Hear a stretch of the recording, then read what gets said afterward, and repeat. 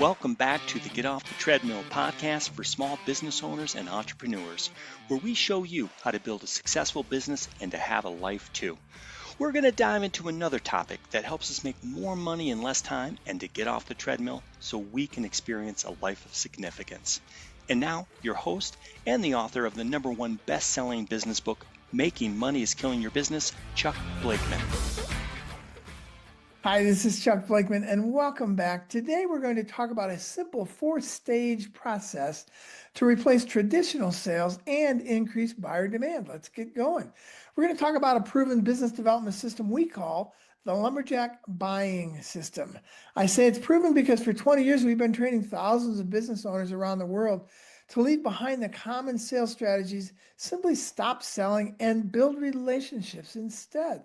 We have a 10-week course called Fast Track, and we regularly see business owners making exponential gains in revenue, profit, and most importantly, in building a steady stream of potential customers by using the Lumberjack Buying System.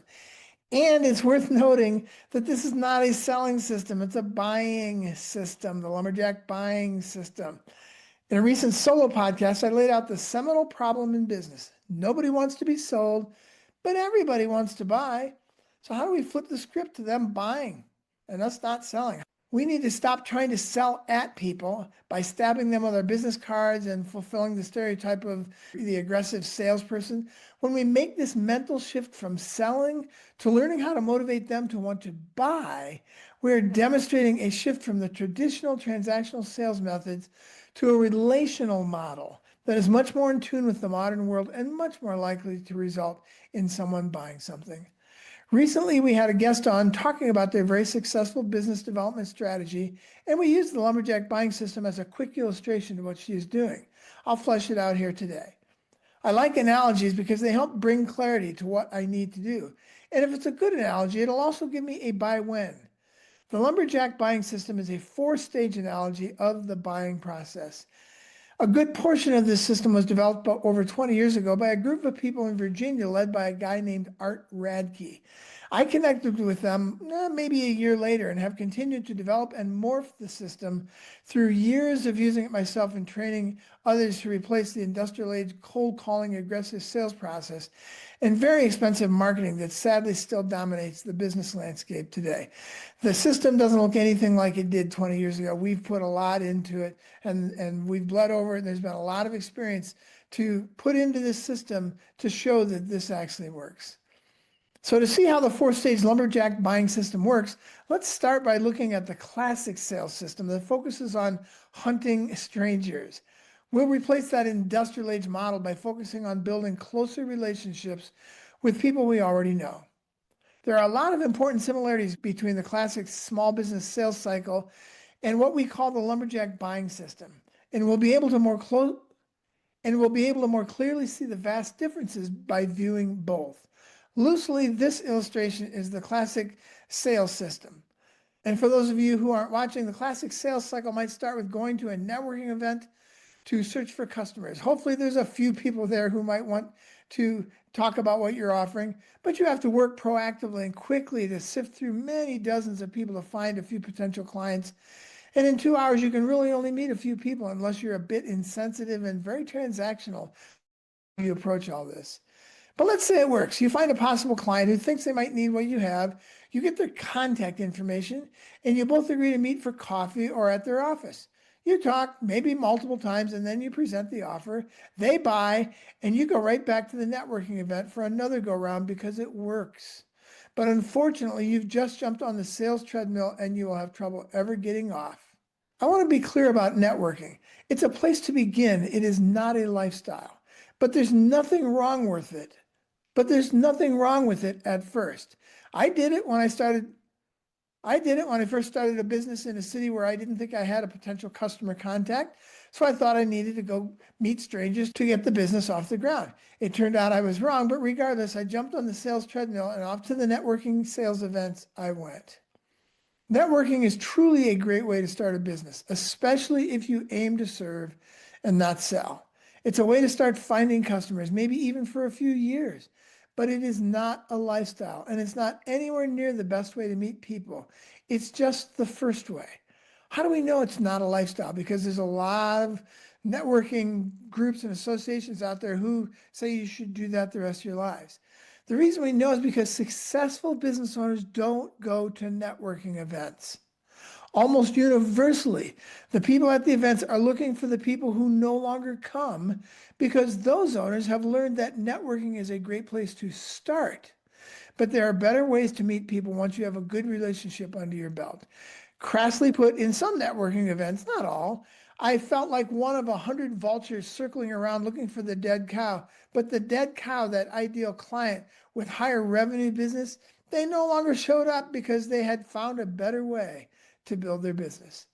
There's a lot of uncomfortable, non-relational, and highly transactional things that can happen in a networking event. Stabbing each other with business cards, exhibiting superficial personal interest, or scanning the crowd to find that ideal client and then abruptly abandoning their conversation to go hunt for them. And then there's the worst transactional strategy, being stalked because you are the ideal client. It's why some people avoid networking events up front, even when they can actually be helpful. Nobody wants to be stalked. However, if you're moving into a new city or leaving a job that involved a lot of travel to start your own business locally, networking is a great way to start. But then let's get you off the sales treadmill. We want you to be one of those business owners whom everyone would love to see at a networking event, but who no longer show up. You need to outgrow networking and grow into something much more sustainable and rewarding, relationships. As we often put it very early, we should learn how to stop networking and build a network. Very different things. Stop networking, build a network instead. We'll show you how to do that. Successful business owners can stop going to networking events because they've built a very small network of 3 to 5 other business owners who have all the clients they want, and they all share them abundantly with one another.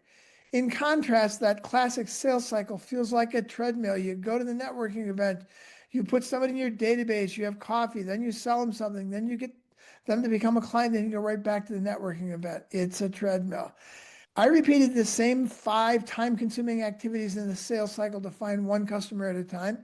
It's not efficient, and it will eventually wear most people down. What if instead you can have a steady stream of potential clients and outgrow networking forever? This is where I get motivated. I'm ambitiously lazy. I will work my ass off right now so I don't have to work so hard later. You might find that motivating as well. But let's put another problem with traditional sales on the table. We are not built to interact with dozens or hundreds of people deeply. We just didn't evolve that way in our small people groups thousands of years ago. And traditional sales flies in the face of that evolution. There's good research on this, including what is called Dunbar's numbers. That's some research showing that the average number of people we can even remember tops out at around, just below 150. The number we would feel comfortable crossing the bar to have a beer with is around 15. And the number we would call close friends is usually less than 5. We are not built to slap backs, shake thousands of hands, and kiss unknown babies. It's not in our DNA. But that's what sales wants us to do. So instead of endlessly working at building superficial relationships a mile wide and an inch deep, let's do what comes naturally. Let's set the goal of working smarter now by focusing on those few people who can help us the most so we can work less later. Let's get off the sales treadmill permanently. All right, let's talk about the Lumberjack Buying System. You can see there's some similarities to the classic sales cycle. We will still go through the process of meeting people, talking to them, and inviting them to be a client, and then go back to the networking to find another. But instead of repeating the cycle, we want to break the cycle. Our aim is to get to where we rarely, if ever, have to go to networking events because we don't need to meet strangers anymore. We want to create a steady stream of potential clients by building our own small network. That breaks the cycle of dependency on networking and frees us to grow exponentially with much less effort. It's what successful small business owners and independent agents do. They graduate from networking and they jump off the treadmill. So in our Lumberjack Buying System allegory that we've been training owners with for 2 decades, the forest is synonymous with networking. If you don't know anybody, go to the forest. If you don't have any trees, go get one. We initially go to the forest, the networking events, to find new people to put in our database, which we would call our outside woodpile. That's the second stage of our strategy. If we're doing this right, we're not looking for just any tree. The fog and mirror test, are they breathing, is not a good litmus test for finding the right customer. If you have a very clear understanding of who your ideal client is, you go to the forest looking specifically for, say, cherry or almond trees, and it's very obvious to you when you find them. This is the first way you can make networking more efficient and graduate from it sooner. Know precisely whom you're looking for. We'll show you how to get clarity about that later on. If we're successful, we get the right person's contact information and carry that home. In our allegory, we've just moved from the forest, which is the networking event, to our own outside woodpile, which is our database. Too often, however, we stall out right there. I have a friend who for years taught a course titled, "A rubber-banded stack of business cards is not a marketing strategy." Enough said. We need to keep the process moving. So we've got these first two stages, the forest and the outside woodpile. When you get somebody's database information, you put it in there, you have an outside woodpile. I want to talk about an old sales saw. Time kills deals. It is absolutely true that time kills deals, which should highly motivate you to keep moving through the process with the people you've connected with. But it is equally true that if you don't relax and invest time in seasoning the relationship, just like you would need to season wood, you're likely to get a no. Time kills deals, and build relationships live in a healthy tension that keep us moving at an appropriate pace.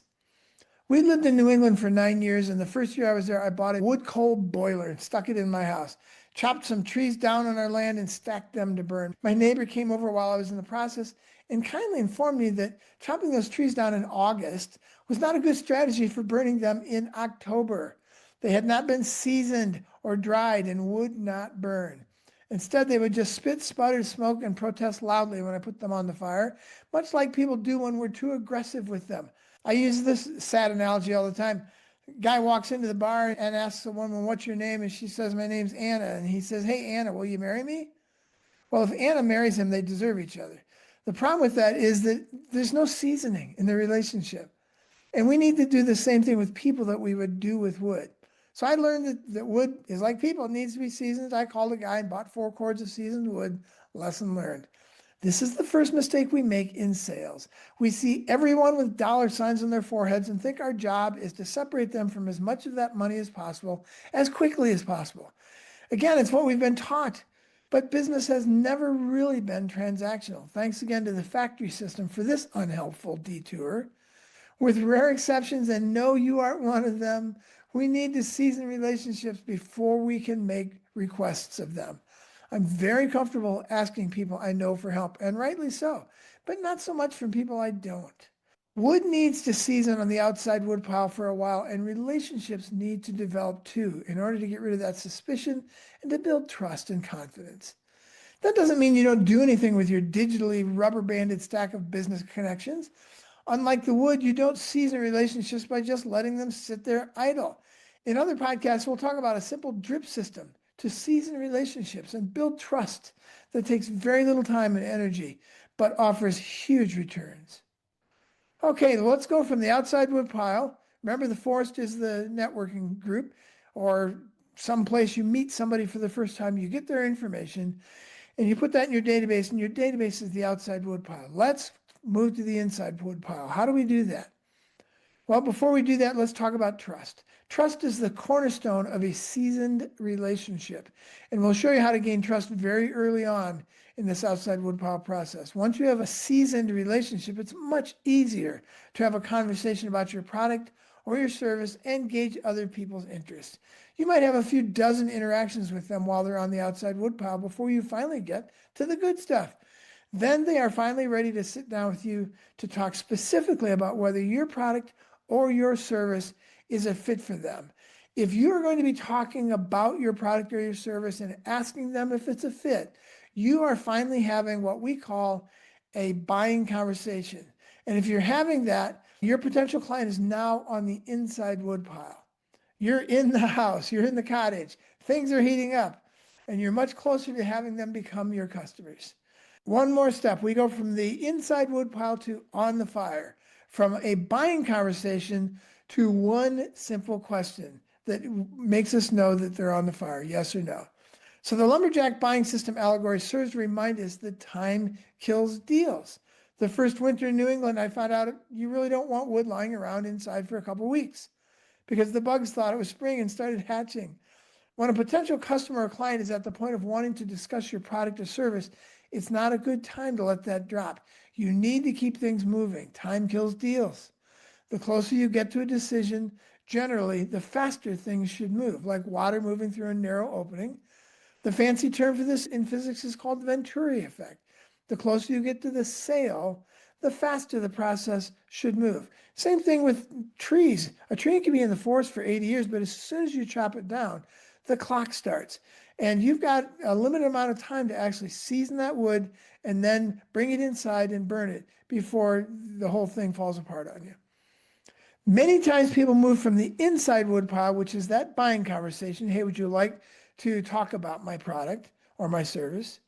And they move to on the fire, OTF, in the same conversation. That's not unlikely at all, depending on the average length of your sales cycle, which can range from many hours to many months. You will know someone is on the fire because you have asked them this question: would you like to give it a try? They are now at the yes and no stage. The on the fire stage is the yes or no stage. There's nothing left but to make a decision. But if they say, well, I need to talk to my partner, that's valid. But in that case, they jump off the fire and back onto the inside wood pile, and you just need to ask them when you can circle back with them. You may go back and forth a few times, on the fire to inside wood pile and back again, knocking down straw men and some real obstacles. And when they say yes, that's wonderful. You've got a new client. Congratulations, you've been through the 4 stages of the Lumberjack Buying System. Okay, but now that you have that new client, we're going to radically depart from traditional sales more than we already have. Here's where we diverge from the classic sales funnel. Just because it worked to go find a stranger doesn't mean you should go do it again.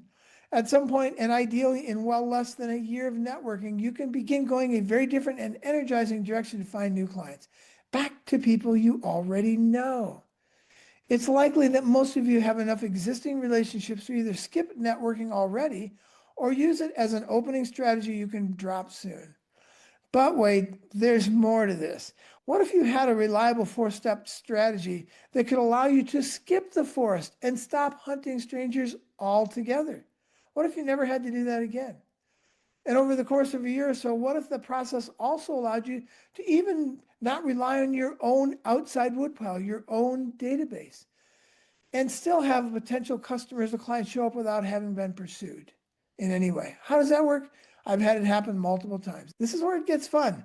The most expensive part of sales in both time and money, and frankly in energy, is on the front end, finding people to talk to. What if we could greatly reduce or even eliminate that front end work and the tons of marketing, time, and money it requires?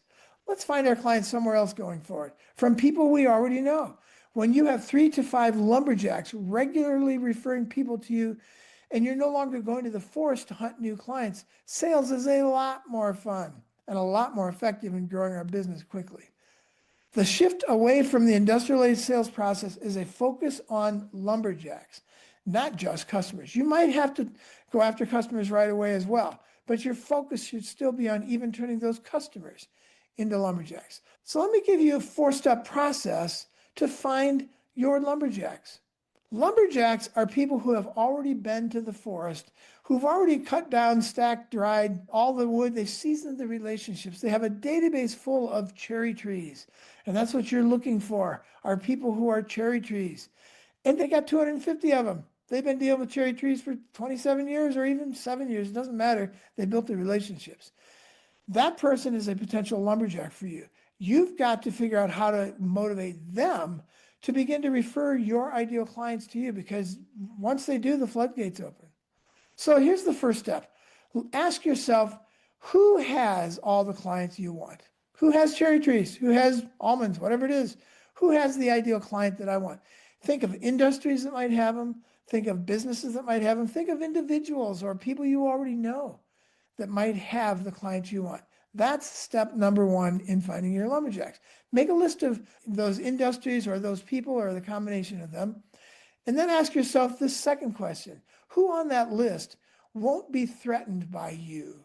If you live in a world of abundance and they live in a world of scarcity, it doesn't matter how much you talk to them, they're probably not going to see the benefit in this. I also wouldn't presume that they live in a world of scarcity. I wouldn't do that. I would presume they live in a world of abundance. So when you go to them, you can say something like, hey, I've got cherry tree clients, and I see you've got cherry tree clients. We might actually be able to send clients back and forth. Would you be interested in talking about that? Most people are going to say yes to that, but there will be people who just won't get it. So some people will be threatened. It's not your problem. And don't presume they're threatened. Presume that they're not and be surprised if they are. So that's step number two. Step number one, who's got your clients? Step number two, which ones of those people won't be threatened by you? Step number three, who sees the value in strategic partnerships? Sometimes people aren't threatened by this. They just don't get it. It's like, well, I find my own clients. Thanks. I go to networking events. I've spent a lot of money on marketing, and I just keep doing what I've always done. You can't work with that. You need to find someone who actually understands the value of A, living in abundance, and B, having strategic partnerships, living in community. Step number four, when you've done those three questions, question number four is who is in or alongside your business or your profession who might be able to help you in this way. One of the things we forget, or one of the things we maybe have been taught, is that even though somebody has all the clients I want, they're not going to want to share them with me because they're too close to what I do. They might be threatened by me. Again, this is us presuming that people live in a world of scarcity. I knew these accountants, I lost track of them. There were like these 5 accountants who met every month for at least a year or two that I was aware of. And they asked themselves the question, who could I send to you that is not my ideal client? And who could you send to me that's not your ideal client? And they learned that they had lots of people they could send back and forth, new potential clients, old clients. The whole time they spent just showing up their own basis and getting better at it. And they never had to go find new clients anywhere else. So it's a beautiful thing. Don't be afraid to talk to people who are directly in your profession because of the 80-20 rule. 80% of the people they want might be the 20% you don't want, and vice versa. So I haven't found a single business, industry, or profession where focusing on building a relationship with someone who has all the customers you want wasn't exponentially better than hunting one customer or one tree at a time. The classic sales process has taught us to always chase the next client, go chop down another tree, go to the forest and chop down another tree, and chase the next client by finding the next stranger. But the easiest and most rewarding way to find your next client is to connect with somebody you already know who has all the clients you want, isn't in competition with you, and can send you a few clients at a time for years to come. These are lumberjacks. They've been to the forest, they've chopped down a lot of trees, and you don't have to play the game. They've already done it. They've been to the networking forest and beyond for years, and they built a great outside woodpile full of potential clients for you. At any given time, we might all have 3, 10, or even 20 potential customers on our list. What if you had 1,400? Your lumberjacks have great relationships with their existing and past customers and with other people who are friends and or lumberjacks for them. These friends of theirs could all function as the same resource for you. Let's do the math. If you have 4 lumberjacks who each have 350 connections on their list, you now have a potential contact list of 1,400 people, plus the 10 strangers you found by hunting at networking events or by cold calling, plus your own list of contacts.